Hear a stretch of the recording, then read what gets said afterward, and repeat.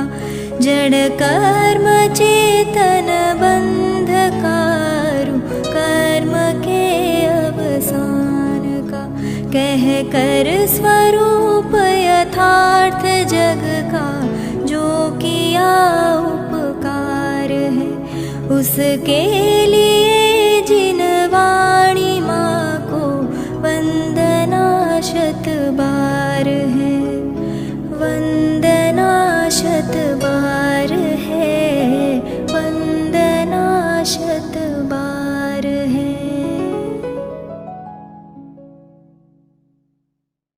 छामि समय पाउड मिन्नमो सुध केवली भणिदम, नमः समय साराय स्वानुभूत्या चकासते, चित्स्वभावाय भावाय सर्वभावान्तरच्छिदे, अनन्तधर्मणस्तत्त्वं पश्यन्ति प्रत्यगात्मनः, अनेकान्तमयी मूर्तिर्नित्यमेव प्रकाशताम्।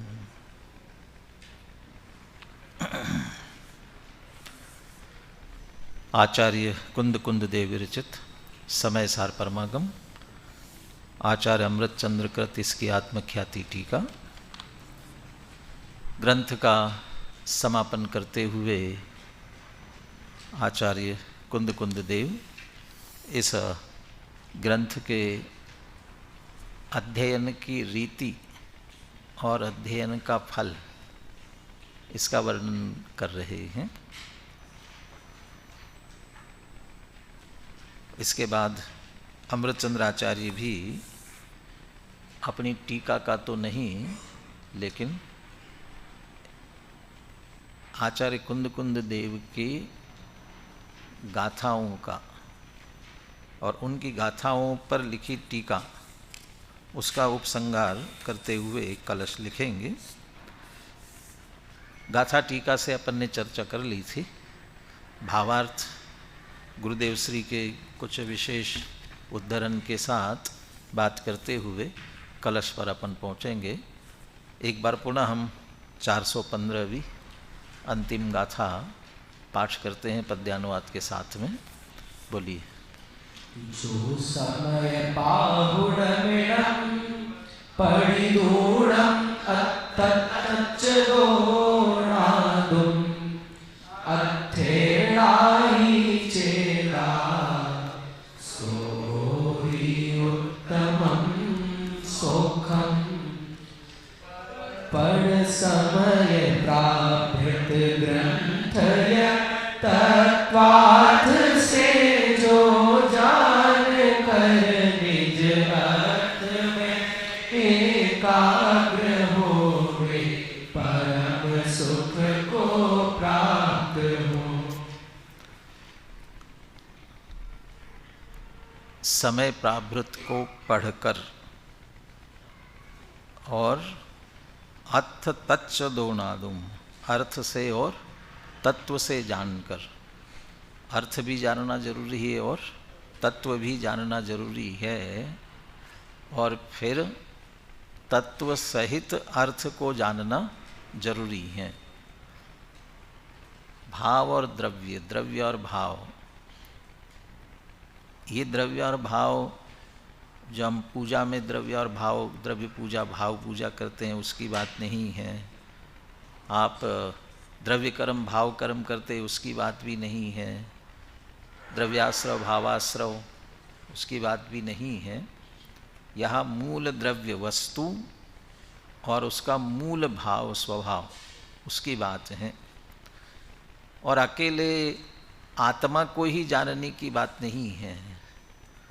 प्रत्येक द्रव्य को उसके द्रव्यपने से और उसके भावपने से, भाव सहित द्रव्य को जाने।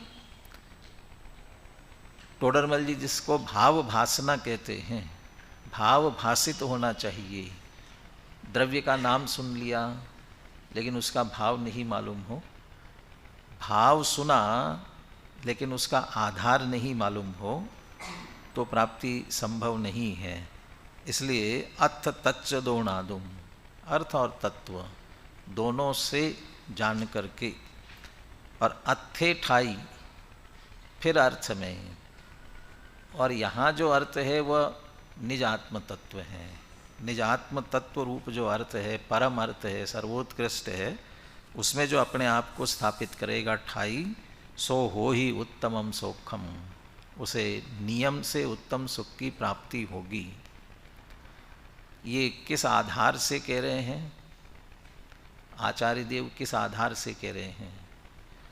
सो हो ही उत्तमम सौखम, उसे उत्तम सुख की प्राप्ति होगी। ये ऐसा कहते ना बहुत से, यानी आजमाया हुआ, भाई कोई किसी को देव उपाय बता रहे हो किसी चीज़ का, तो उपाय बताते समय साथ में ये भी कहते ना भी स्वयं का आजमाया हुआ है। ऐसे ही आचार्य भी ये कह रहे हैं ये स्वयं का आजमाया हुआ है, माने स्वानुभव प्राप्ति तो कदाचित शुद्ध केवली भणिदम वहाँ से मिली थी, आगम के सेवन से, युक्ति के अवलंबन से, पर अपर गुरु के उपदेश से, परंतु असली प्राप्ति हुई स्वानुभव से, स्वसंवेदन से। और जब ऐसा किया तब उन्हें अतीन्द्रिय आनंद, उत्तम सुख की प्राप्ति हुई। इस आधार से कह रहे हैं, और आगम का आधार तो है ही, जो हुए आज तक अरिहंत, सबने अपनाया यही पंथ, उपदेश दिया इस ही प्रकार हो सबको मेरा, जे पूरब शिव गए जाहि अरु, सो सब महिमा ज्ञान तणी मुनिनाथ कहे हैं। वो उस मुक्ति तक की होई उत्तमम सौखम, ये उत्तम सुख की अभी जयचंद जी छाबड़ा का भावार्थ पढ़ेंगे, वह पूर्ण सुख, परिपूर्ण सुख की बात वहाँ तक पहुँच, उस सुख की प्राप्ति निश्चित रूप से होती ही है, इसलिए इसे पढ़ने की बात कर रहे हैं। अथे ठाई, अर्थ वस्तु जैसी है वैसी बराबर उसमें स्थित होता है। और ये वस्तु, इसको कहा ना सौवत्व सुंदरो लोय, सुंदर है, सुंदर शब्द दिया ना, लेकिन सुंदर से पहले दो शब्द आते हैं, सत्यम शिवम सुंदरम। वह पहले सत्य है, वही कल्याणकारी है और वही सुंदर है। हो ही तो उत्तमम सुखम, उत्तम सुख निश्चित रूप से होगा। किसी ने लिखा है जो सत्य की खोज करेगा उसे सुख मिलेगा, लेकिन जो सुख की तलाश करेगा उसे न सुख मिलेगा न सत्य मिलेगा। यदि मिलेगा तो सिर्फ एक माने सुख की समझ लो झूठी, और अंत में निराशा ही हाथ लगने वाली है। सच्चा सुख मिलेगा नहीं, सुख की कोरी कल्पना मिलेगी और अंत में निराशा ही हाथ लगने वाली है, क्योंकि वो सुख की तलाश में लगा है। और सत्य की तलाश में लगेगा तो सत्य तो मिलेगा ही मिलेगा, और उस सत्य के साथ ही सुख जुड़ा हुआ है, इसलिए निश्चित रूप से सुख की प्राप्ति होगी। और बिना सत्य के सुख तलाशने जाएगा वो तो कल्पना मात्र ही होगा। इसलिए ये जो अर्थ, तत्व सहित अर्थ और स्व अर्थ है, जैसा पीछे दो शब्दों का प्रयोग किया था ना, विज्ञान घनम आनंदमयम अध्यक्षताम नयत। विज्ञान घन और आनंद में हमारा अर्थ जो है वह विज्ञान घन और आनंद में है, इसलिए उसमें स्थित होने पर निश्चित रूप से सहज ही सुख की प्राप्ति भी अपने होती ही है। भावार्थ पर बढ़ते हैं आगे अपन। अनुशीलन में पेज नंबर 176। इस शास्त्र का नाम समय प्राभृत है ना? समय पाहुड़मिणम, जो समय पाहुड़मिणम पड़िदूणम अथ तच्चदोणादुन, समय पाहुड़मिदम। तो समय प्राभृत नाम है, प्राभृत, प्राभृत कहा इसे प्राभृत क्यों कहा इसे? प्राभृत, कषाय पाहुड़ में प्राभृत, पाहुड़ शब्द दिया ना, पाहुड़, समय पाहुड़ दिया तो ये पाहुड़ कहते हैं पदे ही फुड़म इति पाहुड़म, माने जो पदों से स्पष्ट है, पदों के द्वारा, माने गाथाओं आदि के द्वारा जिसे स्पष्ट किया गया है। तो जो जो विषय है अलग अलग है, ज्ञान प्राभृत है, सबके अलग अलग प्राभृत दिए ना, तो तत्संबंधी विषय को पदों के द्वारा स्पष्ट किया गया, उसको उन्होंने प्राभृत कहा। और प्राभृत शब्द जैसेनाचार्य ने दो तरह से अर्थ किया, शायद पंचास्तिकाय की या इसी ग्रंथ के प्रारंभ में प्राभृत शब्द में पहले तो जोड़ते वो तीर्थंकरों से, प्रआभृत प्रकृष्टेन तीर्थंकरेण आभृतम स्थापितम, जो उत्कृष्ट ऐसे तीर्थंकरों के द्वारा लाया गया या स्थापित किया गया, भरा गया, आभृत पूर्ण किया गया, स्थापित किया गया, वो उसे कहते हैं वो प्राभृत हैं।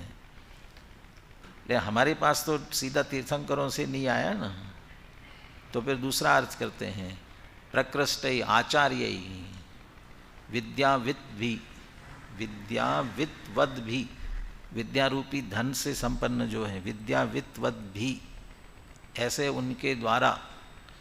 फिर लिखा आनीतम धारितम, पहले आचार्य ही विद्यावित्वद भी प्रकृष्ट ही आचार्य ही, उत्कृष्ट ऐसे आचार्यों के द्वारा विद्यावित्वद भी, पहले धारितम फिर आनीतम, पहले स्वयं धारण किया यहाँ तक लेकर के आया, आनीतम व्याख्यातम इति प्राभृतम, यानी वो उसे स्वयं ने धारण किया पहले, फिर उसको हमारे पास तक लेकर के आए और उसे व्याख्या किया, उसकी अलग अलग अपने अपने शब्दों में भाषा में व्याख्या की, वह प्राभृत कहलाता है।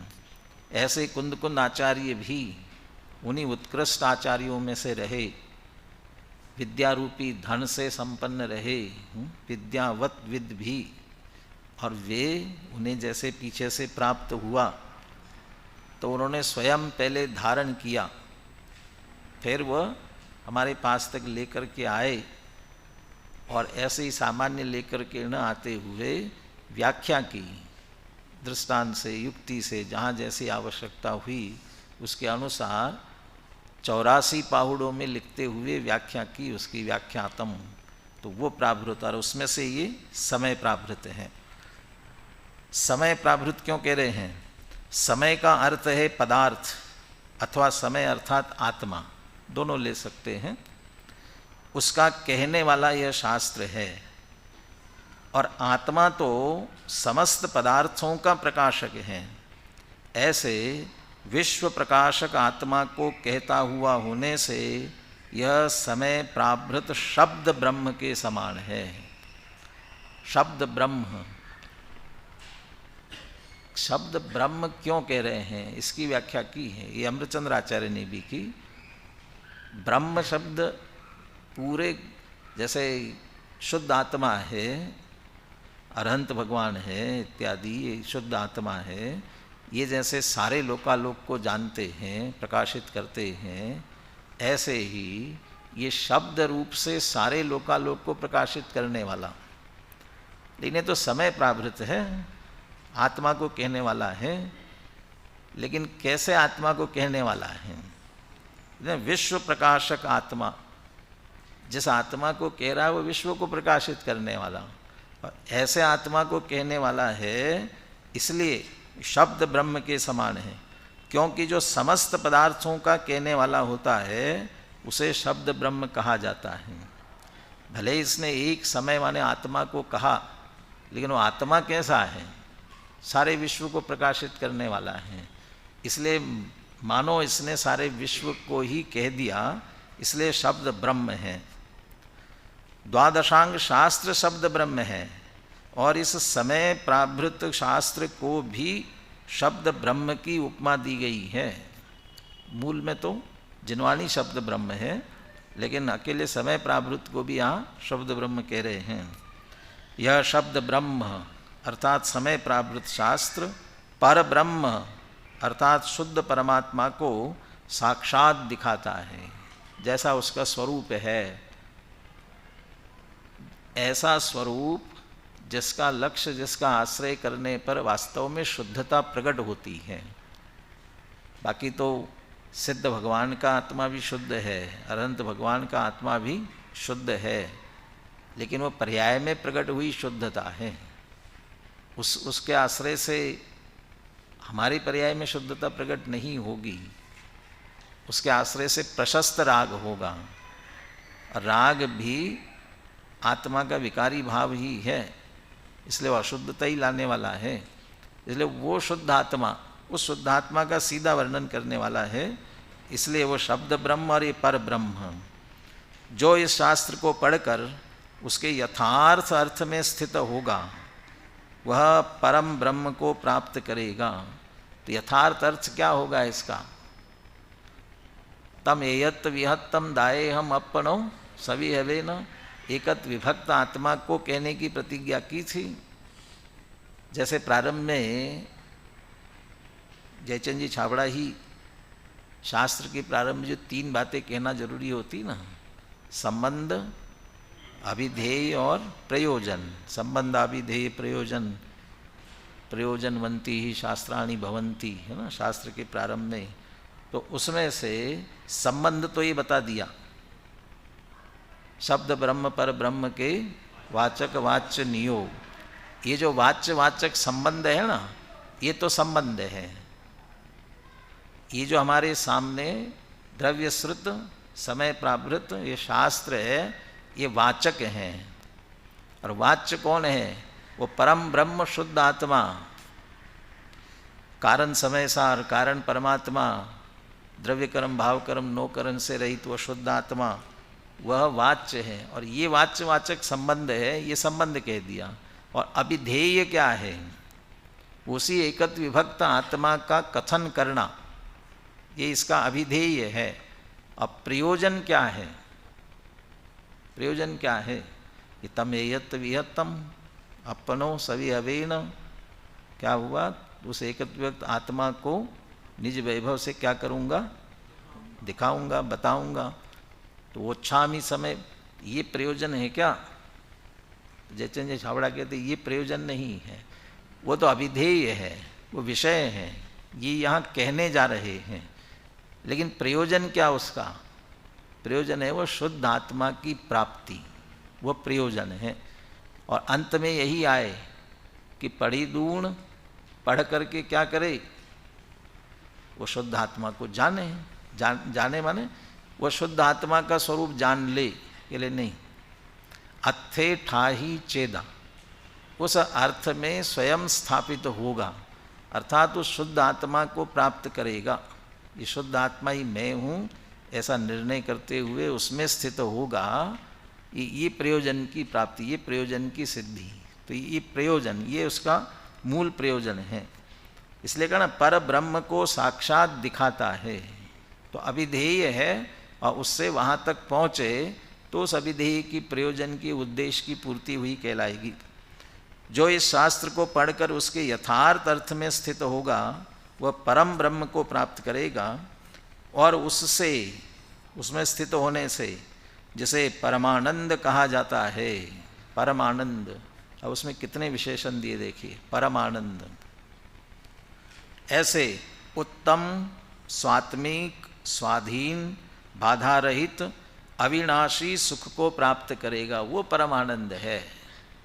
वो अपने स्वयं के अधीन होना चाहिए।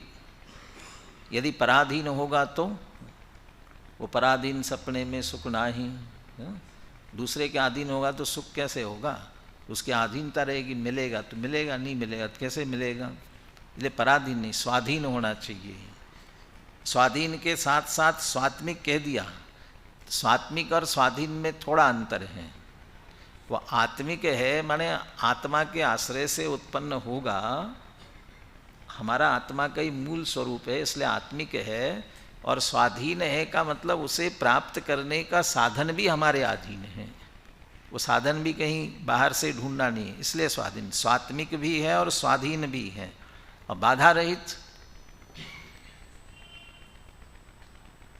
अरहंत भगवान के सुख में और सिद्ध भगवान के सुख में क्या अंतर है? अरहंत भगवान के सुख में और सिद्ध भगवान के भावात्मक रूप में तो कोई अंतर नहीं है। निराकुलता, मोह की आकुलता थी, वो तो जा चुकी है, इसलिए वो निराकुल तो है, लेकिन उस अनंत भगवान के सुख को अनंत तो कह दिया, लेकिन अव्याबाद नहीं कहा। तो क्यों अव्याबाद क्यों नहीं कहा? तो आघाती कर्म भी शेष है इतने से के लिए। तो क्या आघाती कर्म बाधक बनते? यदि बाधक बनते तो अनंत सुख भी नहीं होना चाहिए था। लेकिन पहले बाधक थे ना, तो रोक सकते थे, रोकते तो उतना भी क्यों बाधक बने, उतने भी क्यों रहे? और जब वो चले गए तब अव्याबाद कहा उसको। तो इसलिए वो बाधा रहित, कोई भी बाधा, रंच मात्र कोई बाधा नहीं। वैसे भाव की अपेक्षा कहे कि स्वभाव की अपेक्षा कहे, आत्मिक सुख है उसमें कोई बाधा भी नहीं है, किसी पर की बाधा की दिक्कत ही नहीं, अपने आप में, इसलिए बाधा रहित है। कौन बाधा करने वाला है? बाधा रहित, अविनाशी। बाकी के सुख तो प्रकट होकर के कर्माधीन है ना, तो कर्माधीन है तो जब तक कर्म का उदय है तब तक रहेंगे, और कर्म का उदय चला गया, तत्संबंधी उदय चला गया, पुण्य का उदय चला गया, तो निश्चित रूप से जाएंगे।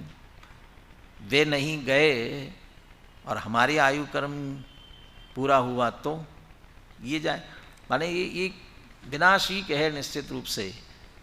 सपरम बाधा संयम विच्छिन्नम बंध कारणम विषमम जम इंदे ही लब्धम तम सोखम दुखमेव था।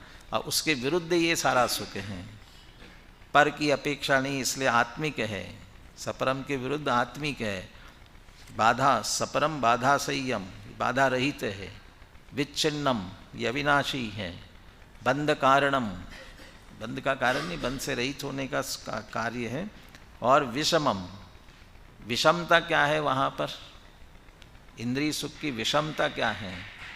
विषमता ये है, जैसे गणित में समीकरण होता है ना, गणित के समीकरण में एक तरफ की संख्या बढ़ती जाती है इक्वल टू दूसरी तरफ की संख्या भी तब वो समीकरण बराबर बैठता है। ऐसे ही इंद्रिय सुख में इधर विषय की मात्रा बढ़ाते जाओ, बढ़ाते जाओ, तो इधर सुख की मात्रा क्या होना चाहिए? बढ़ना चाहिए ना।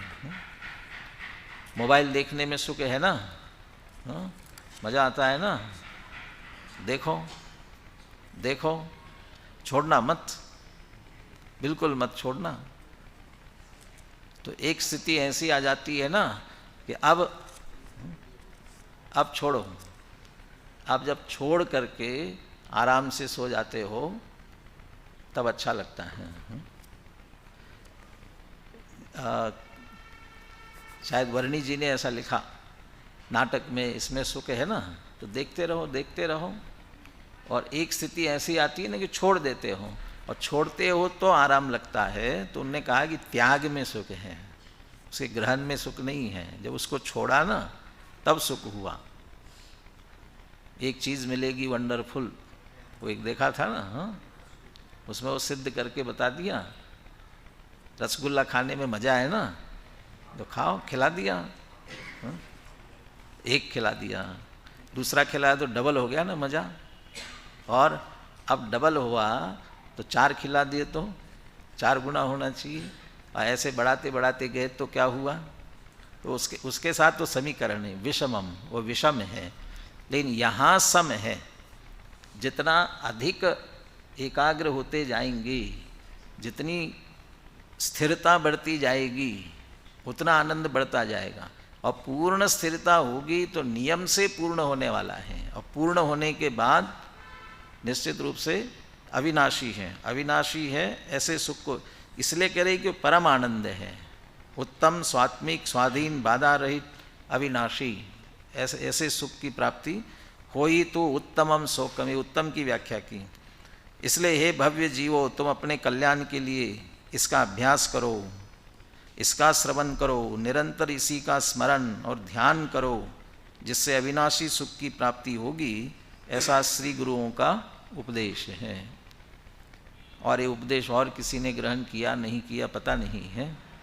ये गुरुदेव श्री ने बहुत अच्छी तरह से ग्रहण किया और छोड़ा नहीं उन्होंने। हाँ, जब तक रहे, एक बार स्वाध्याय पूरा हो गया फिर शुरू कर दिया। कितनी बार हो गया? 19 बार। 19 बार जाहिर सभा में स्वाध्याय किया तो अंदर में तो अपना कितना चलता होगा। तो निश्चित रूप से इसके माध्यम से वह इसकी प्राप्ति जरूर करेंगे। गुरुदेव का उद्धरण अपन थोड़ा गौण करते हैं, अपने को अगला कलश भी पूरा करना है। 179 पेज पर आइए। इसमें गुरुदेव का जरूर पढ़ेंगे, क्योंकि इसमें जो शब्द आ रहे हैं उनकी व्याख्या गुरुदेव ने एक एक शब्द की है। 179 पेज पर। इसके उपरांत आत्मख्याति के कर्ता आचार्य अमृतचंद्र आत्मख्याति टीका का समापन करते हुए इस अधिकार के अंत में कलश में कहते हैं, 2 बातें लिखी। आत्मख्याति टीका का समापन करते हुए और इस अधिकार के अंतिम कलश में। तो सर्वविशुद्ध ज्ञान अधिकार का अंतिम कलश है, लेकिन आत्मख्याति टीका का भी समापन कर रहे हैं। तो आत्मख्याति टीका पूरी हो गई ना कि नहीं हुई? टीका पूरी हुई, ग्रंथ की टीका पूरी हुई। आगे जो लिख रहे हैं वो क्या है? परिशिष्ट, परिशेष। अभी जो कुछ शेष रह गया है, विशिष्ट, जो और कुछ विशिष्ट बात उनको कहनी है, वो इस ग्रंथ की टीका रूप में न हो करके अलग से लिखी गई, इसलिए वो परिशिष्ट के, इसलिए कह रहे हैं आत्मख्याति, इसकी टीका तो यहाँ पूर्ण करने जा रहे हैं। और उक्त संपूर्ण कथन से अंततो गत्वा यही सिद्ध किया गया है कि आत्मा ज्ञान मात्र है। वो ज्ञान मात्र पर भी चर्चा आएगी। कलश पढ़ते हैं। इतिदम आत्मनस्तत्वं ज्ञानमात्रम् अवस्थितम् अखंडमेकम् अचलम् स्वसंवेद्यम् अबाधितम्। इति, अब इसको इति लगाओ, कहाँ से लगाना है? इस प्रकार, इस प्रकार, किस प्रकार? वो बिल्कुल प्रारंभ से लेकर के जो चर्चा की, वहाँ से लेकर के पहली गाथा तो मंगलाचरण की थी। जीवो चरित दंसन नान ठिदो तम ही ससमयम जान, उसको स्वसमय कह दिया और वहीं से चर्चा लेकर के समझ लिए प्रारंभ किया। जान गो दुजो भाव, एक या एक भाव है। ये जितनी चर्चा की इस प्रकार से, इति इदम आत्मनः तत्वम, आत्मा इदम, अयम होना चाहिए, इदम होना चाहिए आत्मा के लिए।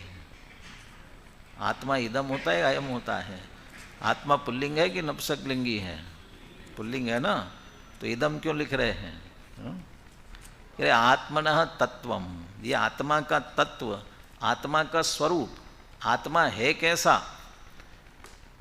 दूसरे ही कलश में कहा था, जिनवाणी की बात करते हुए, अनंत धर्मणः तत्वम पश्यन्ति प्रत्यगात्मनः, प्रत्यगात्मना अनंत धर्मणः तत्वम पश्यन्ति। क्या क्या देखती है जिनवाणी? अनेकांतमयी मूर्ति।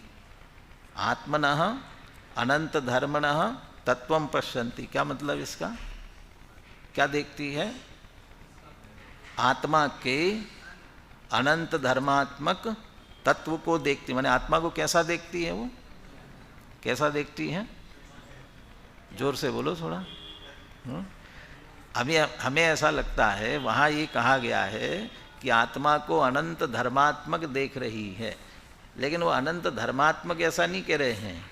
अनंत धर्म तो सब द्रव्यों में है, लेकिन आत्मा का क्या देख रही है? अनंत धर्मणः तत्वम, वो अनंत धर्म के भी तत्व को देख रही है। और जयचंद जी छाबड़ा ने पकड़ करके अर्थ निकाला उसमें से, वो अनंत धर्म है ना, उसमें तत्व क्या है? कि चैतन्य बना, चैतन्यता उसका तत्व है, वो उसका सार है। वो वहाँ पढ़ लेना क्यों उसे कहा। यहाँ भी कह रहे हैं आत्मा का तत्व क्या सिद्ध किया पूरे ग्रंथ में? इतिदम आत्मनस्तत्वम ज्ञान मात्रम अवस्थितम, ज्ञान मात्र सिद्ध हुआ। स्वयं अमृतचंद्र आचार्य लिख रहे हैं यहाँ पर, और फिर अपनी ही बात का खंडन करते हुए स्याद्वाद अधिकार लिखेंगे। और स्याद्वाद अधिकार में कहेंगे हमने ज्ञान मात्र कहा, और इस ग्रंथ में पूरे में ज्ञान मात्र कहा, लेकिन ज्ञान मात्र ही मत समझना, वो अनंत धर्मात्मक है, अनेकांत में ही है। फिर भी ज्ञान मात्र क्यों कहा, ये तो लक्षण के प्रयोजन की अपेक्षा से कहा। तो ये ज्ञान मात्रम अवस्थितम, और वह ज्ञान मात्र भी आत्मा का तत्व कैसा है, अखंडम, एकम, अचलम, स्वसंवेद्यम और अबाधितम।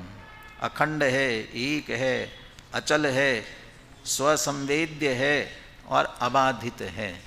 इन शब्दों की व्याख्या आने वाली, इसलिए मैं अभी यहाँ चर्चा नहीं करता हूँ। तो ऐसे आत्मा के तत्वों को ज्ञान मात्र सिद्ध किया है। आत्मा ज्ञानम स्वयं ज्ञानम ज्ञानादन्यत, ये मूल लक्षण है, ये पहचान का चिन्ह है। हर एक को अपन एक एक गुण से ही पकड़ लेते हैं ना। नींबू कहते ही कैसा ख्याल में आता है, बर्फ कहते ही तो वो एक एक से, अग्नि कहते ही उष्णता, ऐसे आत्मा कहते ही क्या ख्याल में आना चाहिए, ज्ञान आता ही आना ही चाहिए। ज्ञान कहते ही आत्मा ख्याल में आना चाहिए। और यहाँ इस ग्रंथ में उसी से जोड़ करके ज्ञान मात्र वो पूरे आत्मा का ज्ञान कराने का प्रयास किया है। इस प्रकार जो अखंड है, अचल है, अबाधित है, एक है और स्वसंवेद है, उस आत्मा का तत्व ज्ञान मात्र अबाधित सिद्ध हुआ, निर्बाध सिद्ध हुआ। बोले पुनः एक बार कलश पद्यानुवाद। इतीदमात्मनस्तत्त्वं ज्ञानमात्रमवस्थितम् अखण्डमेकमचलं स्वसंवेद्यमबाधितम्। इस प्रकार यह आत्मा अचल अबाधित ज्ञान मात्र निश्चित हुआ, जो अखंड स्वसंवेद। अब इन सभी विशेषणों की व्याख्या अपन गुरुदेव से सुनते हैं 180 पेज पर।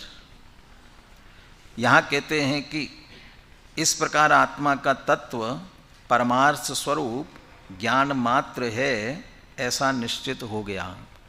वो ज्ञान मात्र में एकांत नहीं है। ये जयचंद जी छाबड़ा भावार्थ में और स्पष्ट करेंगे, गुरुदेव भी लेंगे थोड़ा।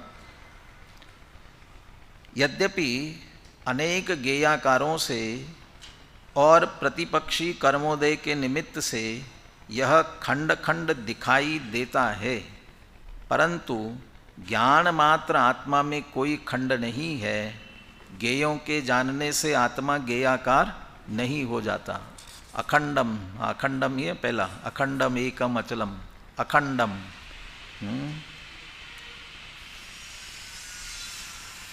गेयाकारों से हम जितने गेयों को जानते हैं ना, बोलते भी ऐसा ही है। ये शास्त्र का ज्ञान, ये माइक का ज्ञान, ये टेबल का ज्ञान, माने जितने गेयों को जानेंगे उतनी तरफ से। और विषयों के आधार से ये डॉक्टर है, ये इंजीनियर है, ये वकील है। ये डॉक्टर क्यों है?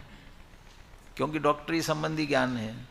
इंजीनियर संबंध, माने उस ज्ञान के आधार से ये सारे भेद किए विषय के गेयों के, किस गेय को जानता है उसके आधार से किया।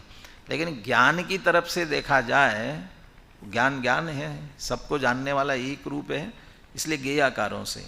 और प्रतिपक्षी कर्मोदय के निमित्त से मति ज्ञान, श्रुत ज्ञान, अवधि ज्ञान, मनप्रिय ज्ञान, ऐसे भेद किए। और मति ज्ञान में भी और जितने भेद किए, और जिसको जानता है उसके हिसाब से स्वावरण क्षोभम लक्षण। मैं माइक को क्यों जानता हूँ? माइक आवरण कर्म का क्षोभम इसलिए जानता हूँ।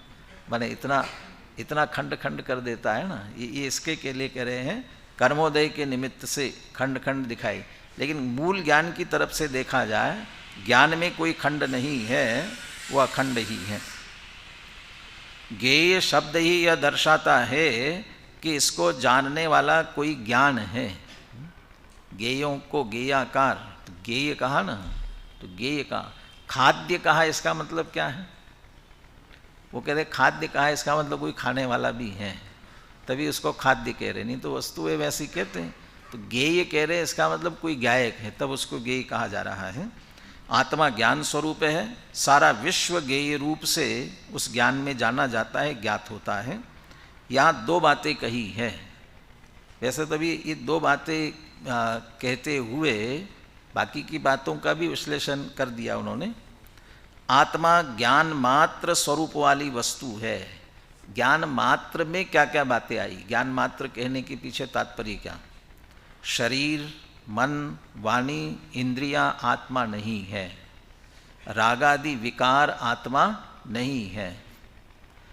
इसका मतलब देह और थोड़ा अंदर जाते हैं नो कर्म, अंदर जाते हैं तो भाव कर्म, ये भी आत्मा नहीं है। शरीर जिनमें आत्मापने की कल्पना होने की संभावना है, ज्ञान मात्र कह करके उनका निषेध किया। और अन्य जीव पंच परमेष्टि आदि भी निज आत्मा नहीं है। तो वो पंच परमेष्टि नहीं, ये कहाँ से ले रहे हैं? वो गेय से भिन्न करना है ना, गेय नहीं है, ज्ञान मात्र है, गेय नहीं है, ये सभी गेय हैं। आदि भी निज आत्मा नहीं है, तथा आत्मा ज्ञान मात्र वस्तु होने से, समस्त जगत को जानने की सामर्थ्य रूप होने से उसे जानता तो है, परंतु उन गेयों को जानने से वह पर का कर्ता नहीं हो जाता। एकत्व ममत्व भी नहीं है और कर्तृत्व भोक्तृत्व भी नहीं है, सहज ज्ञातृत्व है, सहज ज्ञाता जानने वाला है। दूसरा, वह ज्ञान मात्र वस्तु अखंड है, अनंत गेयों को जानते हुए भी वह गेयाकार रूप नहीं हो जाती, ज्ञानाकार ही रहती है। सबको जानने वाला ज्ञान स्वयं अपने कारण ही ज्ञानाकारपने होता है, गेयाकारों के कारण यहाँ ज्ञान नहीं होता, उनके कारण ज्ञान खंडित भी नहीं होता। ज्ञान तो अखंड अभेद स्वभाव से ही रहता है। गेयों के कारण से ज्ञान नहीं होता है, गेयों से ज्ञान नहीं होता है।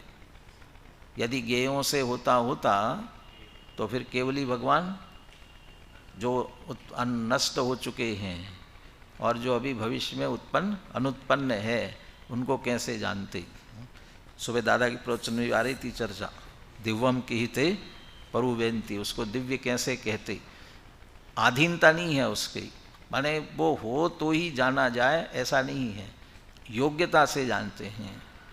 ज्ञान की ऐसी योग्यता है, वो सहज त्रिकाल और त्रिकाल, तीन लोग, तीन काल के सारे पदार्थ एक साथ युगपत जानने में आते हैं। यदि उनके कारण से होता तो खंड खंड होता, लेकिन इधर ज्ञान से जाने जाते हैं, इसलिए वह अखंड ही है, इसलिए अखंडता कही। अब कहते हैं ज्ञान मात्र तत्व अचल है। अचल है अर्थात आत्मा ज्ञान रूप से परगेय रूप या जड़ रूप नहीं हो जाता, सदा ज्ञान रूप ही रहता है, त्रिकाल ज्ञान रूप रहने वाला है। अनादिकाल से कर्मों के संयोग में, कर्मों के बीच में रह रहा है, तो कर्मों के बीच में रहते रहते थोड़ा बहुत तो आ जाना चाहिए ना। मराठी में कहावत है, ढवळ्यापाशी पवळा बांधला वान नहीं पण गुण लागला। वो ढवळ्या पवळ्या का मतलब है, ये बैल होते हैं ना, कोई धौला माने सफ़ेद है और कोई थोड़ा सा पीला सा दूसरे कलर का भी हो जाता है ना, वैसा है। ऐसे दो रंग वाले अगल बगल में बांध दिए। अब बांध दिए, वो धौला सफ़ेद है, वो पीला नहीं होता है, और पीला है वो सफ़ेद नहीं होता। वर्ण तो नहीं लगता है, लेकिन मुझे गुण लग जाता है। तो गुण लग जाता है का मतलब, एक बेचारा बिल्कुल सीधा साधा था, कभी सींग भी नहीं दिखाता था, लेकिन दूसरा ज़रा तेज तर्रार था, वो सींग दिखाता था। दोनों को एक साथ बांध दिया तो क्या हुआ होगा? वो दूसरा सीधा हो गया होगा ना। हाँ, वो तो सीधा नहीं हुआ, लेकिन दूसरा भी जो है सींग दिखाना सीख गया, वो भी साथ साथ में। ऐसा गुण लग गया उसका, उसके साथ में गुण लग गया। तो ऐसा ही जीव भी कर्मों के बीच में रह रहा है, जड़ कर्मों के बीच में रह रहा है, तो थोड़ा बहुत गुण आ गया होगा ना, जड़ हो गया होगा। तो ज्ञान मात्रम अवस्थितम, अचल है, ज्ञान मात्र स्वभाव से कभी चलित होता ही नहीं है, जड़ रूप नहीं हुआ। अब कहते हैं कि भगवान आत्मा स्वसंवेद्य है, स्वयं से ही स्वसंवेदन ज्ञान में जानने में आता है। ज्ञान स्वरूपी भगवान आत्मा परगेयों को जानता है। स्वसंवेद होई तो उत्तमम सौखम, ये इसकी या किसी टीका में, हाँ इसी ये जो इस गाथा की टीका में ही अमृतचंद्र आचार्य जैसे आचार्य वो उत्तम सुख, वो सुख जो है स्वाधीन उत्तम सुख, आत्मिक सुख प्रकट होता है, वो उसको उदाहरण के माध्यम से स्पष्ट किया है। जिन्हें विशेष जिज्ञासा हो वहाँ से देख ले। कोई कहे कि कहाँ बिना विषयों के बिना सुख कैसे हो सकता है? इंद्रिय विषयों के बिना अच्छा खाना नहीं मिले तो कैसे मज़ा आएगा? अभी गर्मी सर्दी लग रही है, गरम कंबल रजाई नहीं हो तो कैसे मज़ा आएगा? उसके बिना कैसे सुख कैसे हो सकता है? बड़े इन विषयों के पदार्थों के बिना सुख कैसे आ सकता है? तो उन्होंने लौकिक ऐसा उदाहरण दिया वहाँ पर। देवदत्त बैठा है और जो बैठा है ना वह तो सीधा स्त्री भोग से ही जोड़ा उन्होंने। स्त्री भोग आदि कुछ नहीं कर रहा है, शांति से बैठा है, और कोई उससे पूछता है क्यों सुख से तो हो? हाँ बिल्कुल बढ़िया मज़े में हूँ। अब कह रहे हैं वह बैठा है ना, न खा रहा है न पी रहा है, कुछ नहीं कर रहा है, शांति से बैठा है।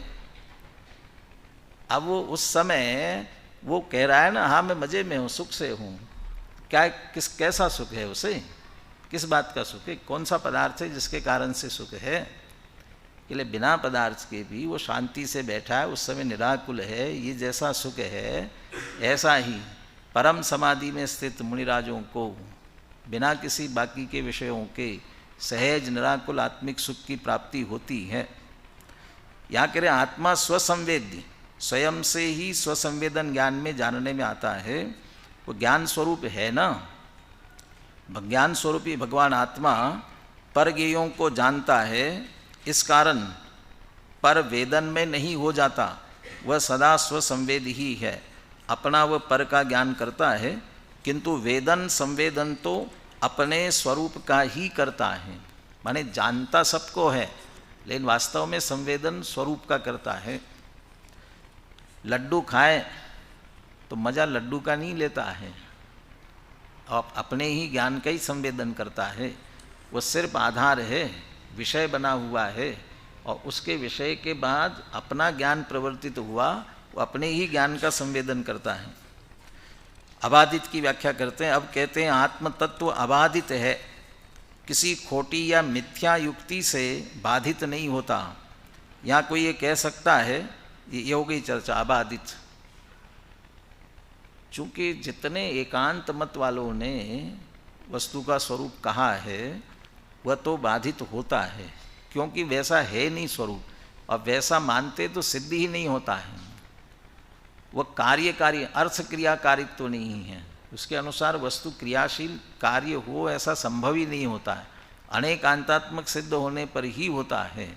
और यहाँ आत्म तत्व को भी ज्ञान मात्र आत्म तत्व जैसा कहा, भले ही ज्ञान मात्र का है, उसका अनेकांतपना भी अभी लेते हैं, ऐसा तो सिद्ध होता है।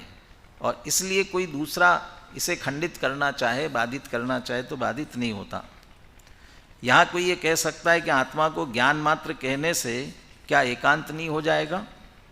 समाधान यह है एकांत नहीं है, क्योंकि आत्मा को जो ज्ञान स्वरूप कहा इसमें ज्ञान है ऐसा देखिए क्या घटित करते हैं।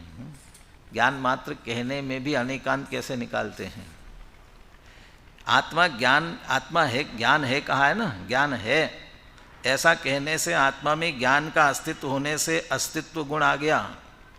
ज्ञान मात्रम अवस्थितम कह रहे ना, तीसरा ज्ञान मात्र ही है कह रहे हैं, ज्ञान ही है। इस प्रकार इसमें श्रद्धा गुण भी आ गया। ज्ञान मात्र ही है माने दृढ़ता से जाना, इसलिए क्या हो गया? श्रद्धा आ गया। ज्ञान में स्थिरता करना, इस कथन में चारित्र गुण भी आ गया। ज्ञान ही महिमावंत है, इस प्रकार प्रभुत्व गुण आ गया। ज्ञान मात्र कहने में अकेला ज्ञान ही नहीं आता है, इसमें तो अभेद रूप से अनंत गुण समा जाते हैं। ज्ञान मात्र वस्तु में उसके अनंत गुणों का निषेध नहीं है, बल्कि शरीर आदि और राग आदि पर पदार्थों का निषेध है। इस प्रकार ज्ञान मात्र वस्तु कहने से एकांत नहीं है। इसलिए दादा ने दोहा बना दिया ना, ज्ञान मात्र इस शब्द में है अनंत गुण व्याप्त, गायक भी कहते उसे प्रकट पुकारा आप्त। माने जान को एक गायक भाव कह रहे हैं और यहाँ आकर के अंत में भी कह रहे हैं कि ज्ञान मात्रम अवस्थितम, लेकिन उसका भाव समझना है वो अनंत धर्मात्मक अनंत गुणात्मक पूरा आत्मा है। नींबू अग्नि जैसा हमने एक एक शब्द से कह दिया खट्टा है, तो खट्टा है उसी समय वो पीला नहीं है क्या? उसी समय उसका जितना वजन है वजन नहीं है क्या? माने स्पर्श भी है, हमने खट्टे अकेले रसगुण को पकड़ा, गंध भी है उसकी, स्पर्श रस गंध वर्ण बाकी सभी है, सभी गुणों सहित है। ऐसा ही लक्षण के लिए पकड़ने के लिए ज्ञान मात्र कह दिया, ये अकेला ज्ञान मात्र ही नहीं है, अनंत गुणात्मक अनंत धर्मात्मक है। इस कलश में यह कहा गया है कि आत्मा ज्ञान मात्र निश्चित हुआ। आत्मा को ज्ञान मात्र कहने का सहेतुक स्पष्टीकरण पंडित जयचंद जी छाबड़ा भावार्थ में करते हैं। ज्ञान मात्र ही क्यों कहा? यहाँ आत्मा का निज स्वरूप ज्ञान ही कहा है। इसका कारण यह है आत्मा में अनंत धर्म है, किंतु उनमें कितने ही तो साधारण हैं, इसलिए वे अतिव्याप्ति युक्त हैं। अस्तित्व वस्तुत्व आदि सब द्रव्यों में हैं, तो सब द्रव्यों में हैं तो फिर वो अतिव्याप्ति हो जाएगी। साधारण है, सामान्य गुण कहते हैं ना अपन, सामान्य और विशेष, तो जो सामान्य गुण है तो सब में पाए जाएंगे, उनसे आत्मा को पहचाना नहीं जा सकता। और कुछ धर्म पर्यायाश्रित है, ये मति ज्ञान श्रुत ज्ञान वाला कहना, राग आदि विकारी भाव आदि की दृष्टि से कहना, माने अल्प ज्ञान वाले जितने हैं, पर्याय से संबंधित जितने हैं, वे पर्यायाश्रित किसी अवस्था में होते हैं और किसी अवस्था में नहीं होते, इसलिए वे अव्याप्ति युक्त है। उनसे भी आत्मा नहीं पहचाना जा सकता, देह से पहचान नहीं कर सकते, एक इंद्रिय दो इंद्रिय आदि से पहचान नहीं कर सकते हैं। देखो, उपयोग लक्षण को भी नहीं पकड़ना चाहते हैं, जबकि उपयोगो लक्षणम कहते हैं। यहाँ ज्ञान मात्र क्यों कहा? चेतनता यद्यपि आत्मा का लक्षण है, उपयोग चैतन्य, उपयोग में ज्ञान दर्शन आए ना, चैतन्य में वही आए दोनों ही। चेतनता यद्यपि आत्मा का लक्षण है, और चेतनता कैसा है? अतिव्याप्ति अव्याप्ति रहित है, कोई दोष नहीं, निर्दोष लक्षण है। तथापि वह शक्ति मात्र है, अदृष्ट है, चैतन्य रूप शक्ति है। उपयोग किसे कहते हैं? उपयोग लक्षणम बनाया, चैतन्य को नहीं बनाया, ये भी थोड़ा अंतर किया है। उपयोग किसे कहते हैं? चैतन्यानुविधायी परिणाम, चैतन्य का अनुसरण करने वाला जो परिणाम है, माने प्रकट होना चाहिए, व्यक्त होना चाहिए, परिणमित होता हुआ, इसलिए उपयोग शब्द दिया वहाँ पर चैतन्य का। तो चैतन्य कह रहे शक्ति रूप स्वभाव है, उपयोग लक्षण बनेगा, वो तो शक्ति रूप है, वो प्रकट नहीं है, अदृष्ट है, उसकी व्यक्ति दर्शन और ज्ञान है। तो यदि उपयोग भी है तो दोनों आगे ना, ज्ञानोपयोग दर्शनोपयोग दोनों हैं, तो दोनों कहना चाहिए था, अपने ज्ञान मात्र क्यों लिया? उस दो हुए उपयोग में, ज्ञान भी आया दर्शन भी आया। उस दर्शन में ज्ञान साकार है, प्रकट अनुभव गोचर है, इसलिए उसके द्वारा ही आत्मा पहचाना जा सकता है।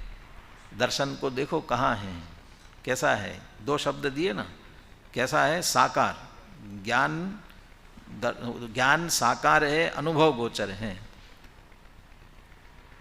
यद्यपि छद्मस्तों को दर्शन पूर्वक ज्ञान होता है, लेकिन आपको दर्शन हुआ, दर्शन उपयोग हुआ है, आता है पकड़ में कभी भी? मैं भी आर्जव को देख करके अंकित को देख रहा हूँ, आर्जव से अंकित की तरफ उपयोग गया, इतने में ये आर्जव ऐसा ज्ञान था, अंकित ऐसा ज्ञान हुआ, बीच में दर्शन आया, दर्शनोपयोग हुआ, ये कहाँ पकड़ में आया? दर्शन तो छोड़ो, अभी मैं ये इसको ध्यान दे रहा था ना, इतने में उपयोग लगाना पड़ा, कौन है ये? तो उसके लिए पहले अवग्रह हुआ, ईहा हुआ, अवाय हुआ, और अभी मैं किसकी बात कर रहा था? अंकित की ना, धारणा में भी रहा ना। तो अवग्रह और ईहा भी जो हुई है ना, वो भी नहीं आती पकड़ में, वो फटाफट अवाय इतनी बारीकी से। तो दर्शन उपयोग तो कहाँ पकड़ में आ रहा है? जो जाना गया वो ख्याल में आ रहा है।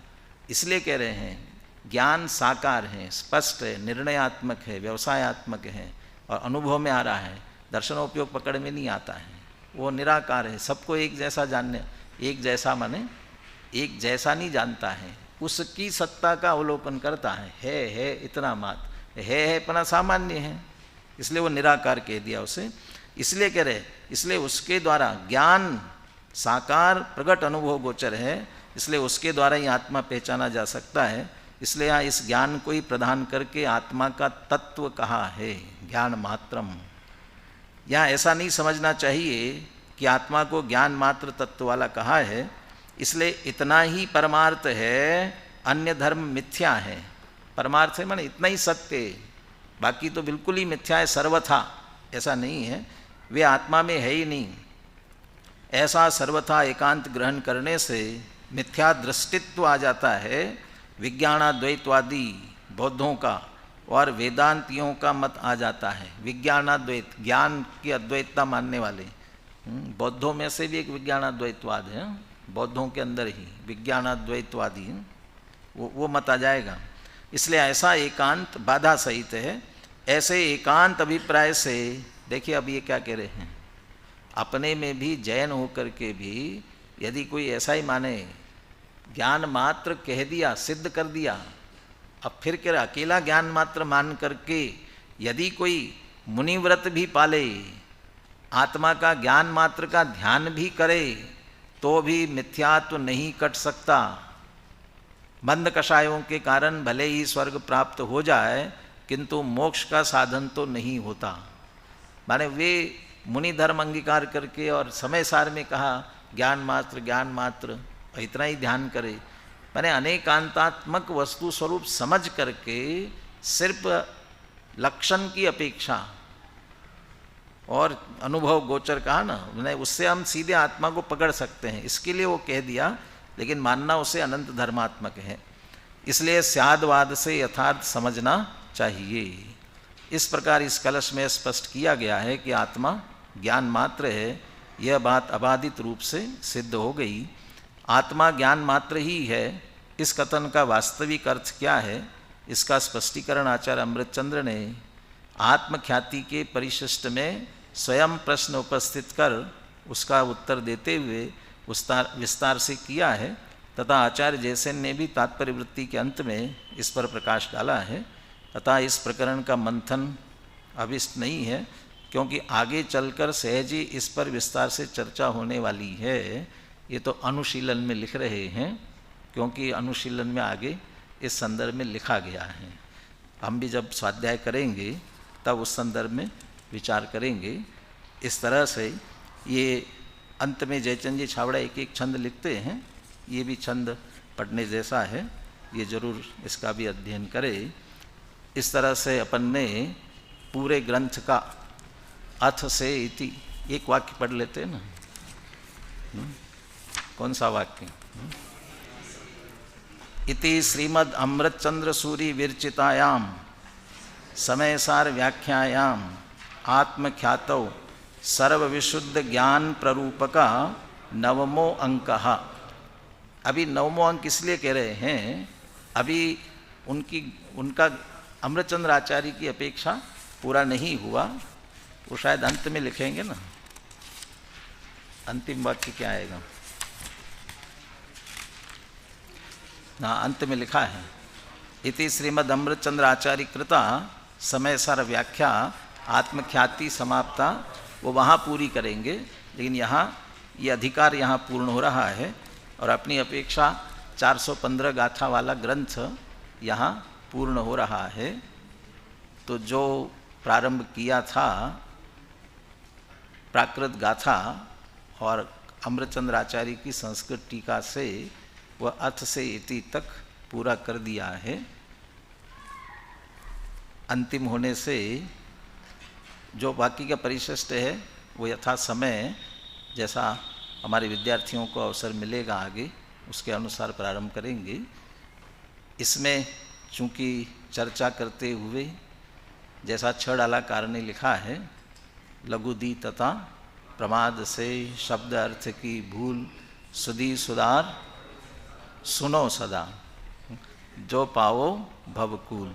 उन्होंने लिखा इसलिए वो पढ़ो कह रहे हैं, हमने सुना दिया तो कोई बात अज्ञान से प्रमाद से अन्यथा रह गई हो तो आगम से और अपने बुद्धिमानों से उसे समझ करके बराबर समझ ले। कोई त्रुटि रही हो तो देव शास्त्र गुरु से क्षमा याचना पूर्वक इस ग्रंथ की समाप्ति पर पुनः मैं अपनी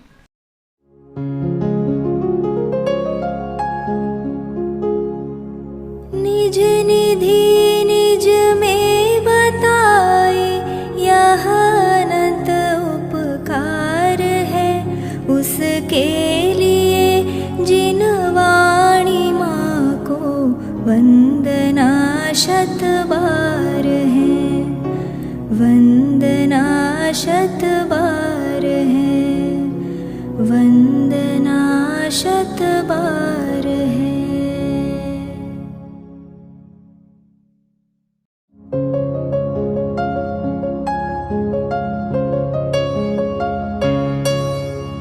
हे जिन वाणी भारती तो ही जपो दिन रैन, जो तेरी शरणा गहे सो पावे सुख चैन।